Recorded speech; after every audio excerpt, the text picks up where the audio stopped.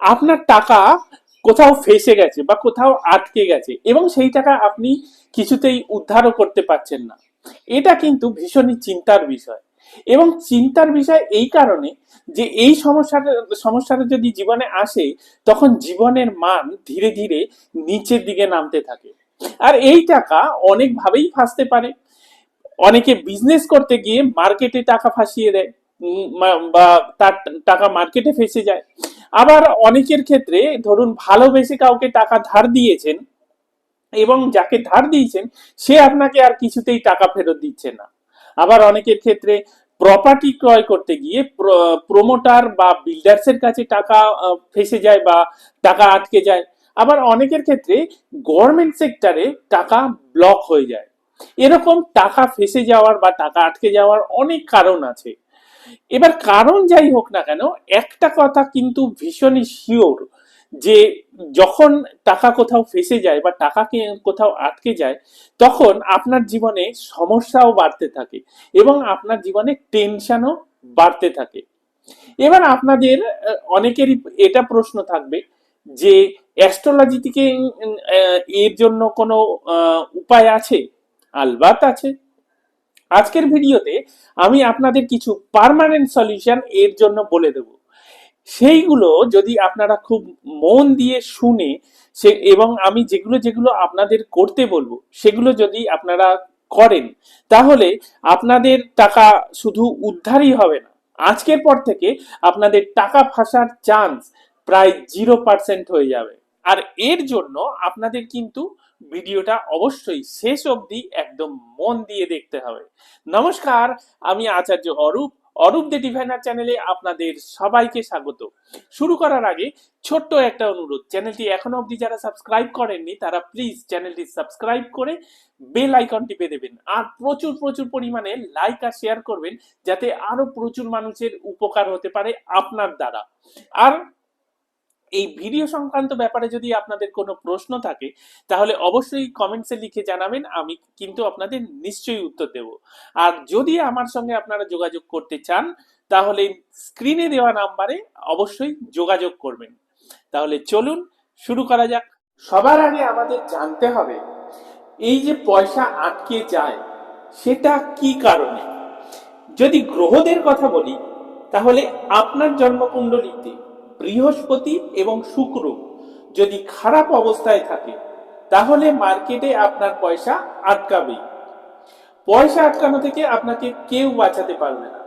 আর জন্মকুণ্ডলিতে যদি 12 নাম্বার ঘর, 1 নাম্বার ঘর অর্থাৎ আপনার লগ্ন এবং 2 নাম্বার ঘর, এই 3টে ঘর খারাপ থাকে তাহলেও আপনার পয়সা আটকাবে। কারণ 12 নাম্বার ঘরটাই হলো লসের ঘর। আর ফার্স্ট হাউস বা আপনার লগ্ন হলো আপনার যে ধনস্থান তার 12 নাম্বার ঘর, অর্থাৎ আপনার সঞ্চয়কে খারাপ করার ঘর। আর সেকেন্ড হাউস তো নিজেই আপনার ধনস্থান। সেই কারণে এই দুটো গ্রহ এবং 3টে ঘর যদি খারাপ হয়ে যায় তখন তো আপনার টাকা মার্কেটে আটকাবেই। যদি বৃহস্পতির কথা বলি, বৃহস্পতি মানে হলো আপনার ভাগ্য, নিয়মিতভাবে আপনার কাছে টাকা আসবে এই ব্যাপারটা বৃহস্পতিই দেখে। সেই কারণে বৃহস্পতি যখনই খারাপ হবে তখন আপনার কাছে টাকা আসার যে রুটিন সেটাও ব্রেক হবে। আর শুক্র খারাপ হলে আপনি টাকা কিভাবে নষ্ট করবেন সেই ব্যাপারে আপনাকে উৎসাহ যোগাবে। এবার যদি আপনার ঘরের ভিতরটা অর্থাৎ আপনার ঘরের বাস্তুটা দেখি তাহলে দেখতে পাবো ঘরের এমন কতগুলো কোণ আছে যেগুলো আপনার পয়সা আটকানোর জন্য রেসপন্সিবল থাকে। যদি আপনার ঘরের দক্ষিণ পূর্ব কোণ খারাপ থাকে তাহলে একবার না বারবার আপনি আর্থিক ক্ষতির সম্মুখীন হবেন এবং মার্কেটে আপনার পয়সা আটকাবেও। এছাড়াও আপনার ঘরের উত্তর পশ্চিম কোণা খারাপ হলেও আপনার পয়সা আটকাবে। এবার আপনার আটকে থাকা পয়সা উদ্ধার হবে কি হবে না সেটা ঠিক করবে আপনার ঘরের পূর্ব দিক। এই জিনিসগুলো যদি আপনাদের মাথায় থাকে এবং যে উপায়গুলো বলবো সেগুলো যদি আপনারা নিয়মিত করেন তাহলে বিশ্বাস করুন আটকে থাকা পয়সা উদ্ধার তো হবেই, উপরন্তু আজকের পর থেকে আপনার পয়সা আর কখনো আটকাবে না। এবার আসি উপায়ের ব্যাপারে। যদি জ্যোতিষীয় উপায়ের কথা বলি, তাহলে সবার আগে জন্মকুণ্ডলীর ফার্স্ট হাউস অর্থাৎ আপনার লগ্নকে ঠিক করার জন্য এবং আটকে থাকা পয়সা উদ্ধারের জন্য তামার পাত্রে জল নিয়ে সেই জলে 11টা শুকনো লঙ্কার বীজ দিয়ে সেই জল সূর্যদেবকে অর্পণ করবে। জল অর্পণ করার সময় একটা কথা মনে রাখবেন, তামার পাত্র যেন আপনার মাথার ওপর থাকে এবং জলধারার মধ্যে দিয়ে যেন আপনি সূর্যদেবকে দেখতে পান এবং বেলা করে নয়, উদিত সূর্যকে এই জল অর্পণ করতে হবে এবং জল অর্পণ করতে করতে আটকে থাকা পয়সা উদ্ধারের জন্য অবশ্যই প্রার্থনা করবেন এবং এটা আপনাকে নিয়মিত রূপে করতে হবে। দেখবেন পরিস্থিতি এরকম তৈরি হয়ে যাবে যে আটকে থাকা পয়সা আসতে শুরু করবে। আর ভিডিওর শুরুতেই আমি আপনাদের বলেছিলাম এই ব্যাপারে বৃহস্পতি এবং শুক্র গ্রহের ঠিক থাকা ভীষণ জরুরি। এর জন্য সবার আগে আপনার জন্মকুণ্ডলীর বৃহস্পতিকে ঠিক করতে হবে। দেখুন, আপনার জন্মকুণ্ডলীটা শুধু কিন্তু আপনারই এবং এর জন্য আপনাকে অবশ্যই একজন অ্যাস্ট্রোলজারের কাছে যেতেই হবে। কিন্তু আজকে আমি আপনাদের যে জেনারেল একটা উপায় বলছি, তাতেও আপনার বৃহস্পতি অনেকটাই ঠিক হবে। এর জন্য আপনাকে আপনার ইষ্ট দেবতার মন্দিরে যেতে হবে। যেই দেবতাকেই আপনি মানেন বা বিশ্বাস করেন তার মন্দিরে প্রতিদিন যাবেন এবং প্রত্যেক পূর্ণিমায় একটা ঘিয়ের প্রদীপ জ্বালাবেন এবং সেই ঘিয়ের মধ্যে 2টো লবঙ্গ দেবেন। শুধু এইটুকু করুন, দেখবেন আপনার পয়সা উদ্ধারের জন্য আপনি বৃহস্পতির সাপোর্ট পেতে শুরু করেছেন। একটা কথা মাথায় রাখবেন, মনে করুন আপনি কাউকে টাকা ধার দিয়েছেন, এবার তার কাছে যদি পয়সাই না থাকে, তাহলে আপনি যতই উপায় করুন না কেন আপনার কাছে তো আর পয়সা আসবে না। কিন্তু এই উপায়টা করলে সেই ব্যক্তির জন্য এরকম যোগ তৈরি হয় যাতে আপনাকে টাকা ফেরত দেওয়ার মতো রাস্তা তার সামনেও খুলতে থাকে। এই উপায়টা সব থেকে ভালো, একদম 100% কাজ করে সেই জায়গায় যেখানে পয়সা আছে কিন্তু আপনি পাচ্ছেন না। এগুলো ছাড়াও আরো একটা উপায় আপনাদের বলে দিচ্ছি, যেটা শুনলে হয়তো আপনাদের খুব সাধারণ বলে মনে হবে, কিন্তু বিশ্বাস করুন এটা এতটাই কার্যকর উপায় যে কিছু সপ্তাহের মধ্যেই আপনারা দেখতে পারবেন যে আপনাদের আটকে থাকা পয়সা রিকভার হতে শুরু করেছে।